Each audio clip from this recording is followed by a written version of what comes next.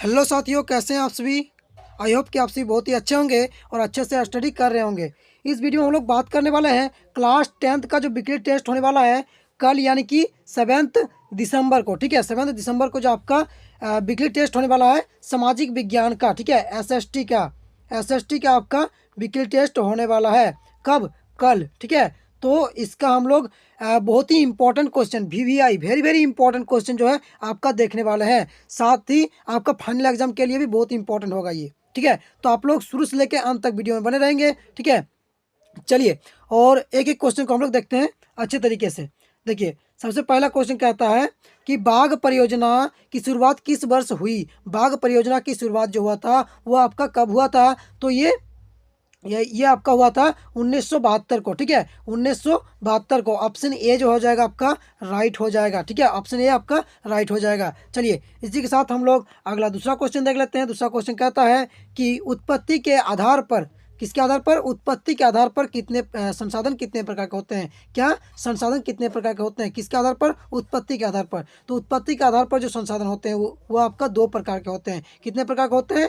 2 प्रकार के होते हैं। कौन कौन सा? तो उत्पत्ति के आधार पर संसाधन 2 प्रकार के। सबसे पहला जैव संसाधन। ठीक है, क्या होता है? जैव संसाधन। ठीक है, जैव संसाधन, जैव संसाधन। ठीक है ना, जैव संसाधन। और दूसरा होता है आपका अजैव संसाधन। अजैव अजैव संसाधन।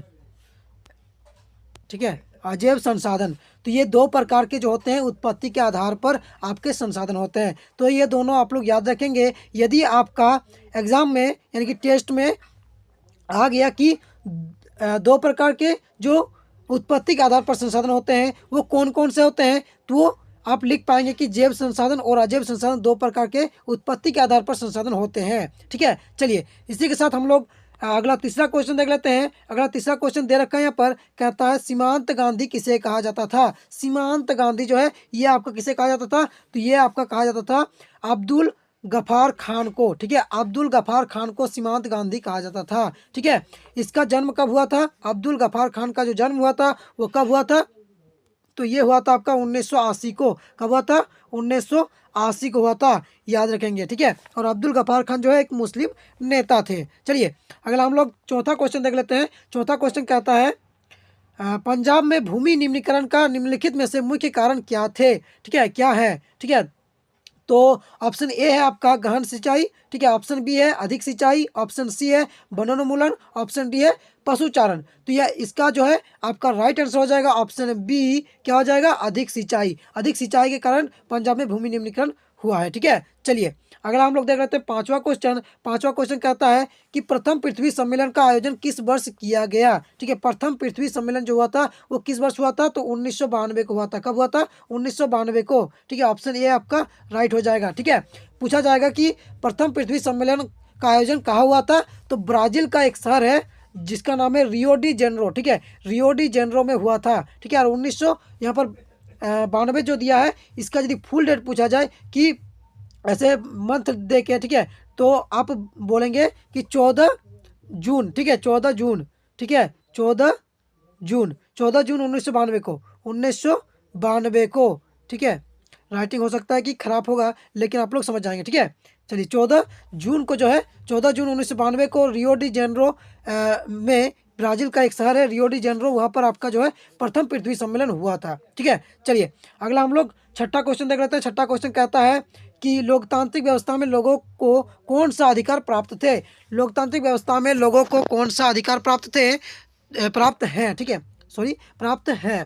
तो ऑप्शन पहला है आपका स्वयं राज करने का, ऑप्शन दूसरा है शासन व्यवस्था ठीक करने का, ऑप्शन तीसरा है अपनी सरकार चुनने का, ऑप्शन चौथा है इनमें से कोई नहीं। तो ऑप्शन तीसरा आपका राइट हो जाएगा, अपनी सरकार चुनने का। ठीक है, अपनी सरकार चुनने का।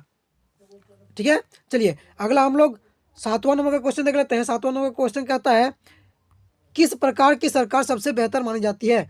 आप सभी को पता है कि किस प्रकार की सरकार सबसे बेहतर मानी जाती है। लोकतांत्रिक सरकार, जिसमें लोगों का शासन हो, उस प्रकार के सरकार में सबसे बेहतर मानी जाती है। ठीक है, चलिए अगला हम लोग 8वां क्वेश्चन देख लेते हैं। 8वां क्वेश्चन कहता है कि तानाशाही का समर्थन करने वाली विचारधारा को क्या कहते हैं। तानाशाही का समर्थन करने वाली विचारधारा को क्या कहते हैं, तो निरंकुशवाद कहते हैं। ठीक है, ऑप्शन बी जो हो जाएगा आपका राइट हो जाएगा। चलिए ठीक है, अगला हम लोग क्वेश्चन देख लेते हैं। 9वां नंबर का क्वेश्चन कहता है कि लोकतंत्र का क्या अर्थ होता है। अभी आपको पहले कुछ क्वेश्चन पहले आपको बताए थे कि लोकतंत्र का क्या अर्थ होता है, लोगों का शासन। ठीक है, बताए थे कि लोकतंत्र का क्या अर्थ होता है, लोगों का शासन। ठीक है, तो ऑप्शन जो हो जाएगा आपका ऑप्शन ए राइट हो जाएगा। ठीक है, ऑप्शन ए आपका राइट हो जाएगा। चलिए अगला हम लोग 10वां नंबर का क्वेश्चन देख लेते हैं। 10वां नंबर का क्वेश्चन कहता है इनमें से कौन लोकतंत्र की विशेषता नहीं है, लोकतंत्र की विशेषता नहीं है। तो ऑप्शन ए देखिए क्या कहते हैं, लोगों के लिए कानून, लोगों के लिए कानून। ठीक है, ठीक है, ये तो विशेषता हो जाएगा आपका। समानता और स्वतंत्रता ये भी आपका हो जाएगा। अधिकारों की गारंटी ये भी आपका हो जाएगा। लेकिन ऑप्शन जो बी है आपका, ऑप्शन बी आपका नहीं होगा। क्या, लोकतंत्र की विशेषता, क्यों, सत्ता पर अधिकार नहीं हो सकता है। ठीक है, चलिए अगला हम लोग 11वां नंबर का क्वेश्चन देख लेते हैं। कहता है भारत में पुराने व्यापार के केंद्र निम्न में से थे। ठीक है, भारत में पुराने व्यापार के केंद्र निम्न में से कौन थे। भारत में पुराने व्यापार, ठीक है, तो ये जो आपका था प्राचीन समय में, ठीक है, जो व्यापार का केंद्र था भारत का वो कहाँ थे, तो सूरत और हुगली था। कहाँ था, सूरत और हुगली। ठीक है, ऑप्शन सी आपका राइट हो जाएगा।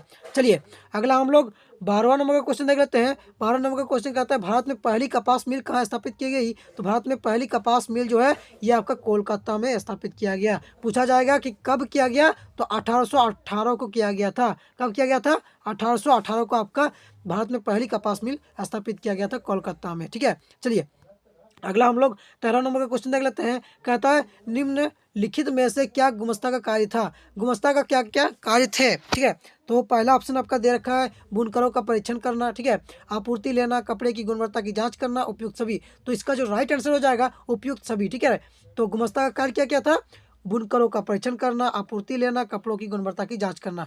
आपका थ्योरी में पूछ दिया जाए 2 नंबर के क्वेश्चन में कि गुमस्ता का क्या कार्य थे, तो ये तीनों पॉइंट को आप लोग एक एक कर लिख देंगे। ठीक है, तो आपका जो है 2 नंबर मिल जाएंगे। चलिए अगला हम लोग 14 नंबर का क्वेश्चन देख लेते हैं। कहता है मुद्रण तकनीक सबसे पहले कहाँ विकसित हुई। तो ये कहाँ हुआ था, ये आपका चीन में हुआ था। याद रखेंगे, बहुत ही इंपॉर्टेंट क्वेश्चन है। चीन में जो हुआ था आपका मुद्रण तकनीक का सबसे पहले विकसित हुआ था। ठीक है, चलिए अगला क्वेश्चन कहता है 15 नंबर का क्वेश्चन और लास्ट क्वेश्चन। ठीक है, कहता है कि विश्व में सर्वप्रथम मुद्रण की शुरुआत कहाँ हुई। सेम क्वेश्चन है, घुमा के ऐसे पूछ सकता है आपको। तो आप याद रखेंगे कि चीन में हुआ था सर्वप्रथम, विश्व का सर्वप्रथम जो है मुद्रण की शुरुआत कहाँ हुआ था, चीन में हुआ था। याद रखेंगे। ठीक है, और यही था आपका 15 MCQ जो कि बहुत ही इंपॉर्टेंट आपके फाइनल एग्जाम और वीकली टेस्ट दोनों के लिए है। ठीक है, और इसी के साथ आपका जो है सेट ये 1 था। ठीक है, सेट 1 था, और इसी की तरह आपका सेट 2 भी आएगा। क्या आएगा, सेट 2 भी आपका आएगा। तो आप दोनों वीडियो को देख लेंगे, आपका एक भी क्वेश्चन नहीं छूटेगा। इसमें आपका जो है 15 MCQ टाइप का क्वेश्चन था, उसमें आपका जो है थ्योरी भी रहेगा। ठीक है, तो आप लोगों का एक भी नहीं छूटेगा। चलिए मिलते हैं अगले वीडियो में, तब तक के लिए बाय।